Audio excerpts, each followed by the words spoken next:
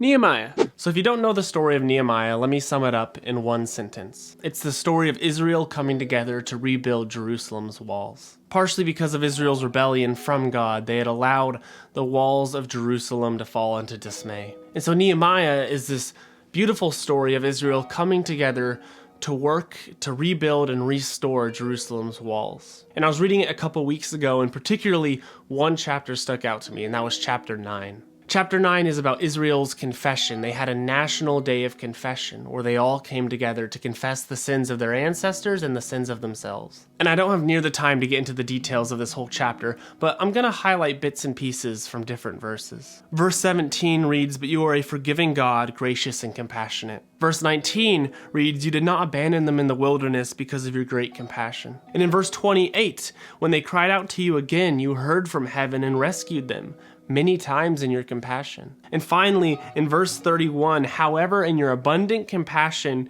you did not destroy them or abandon them, for you are a gracious and compassionate God."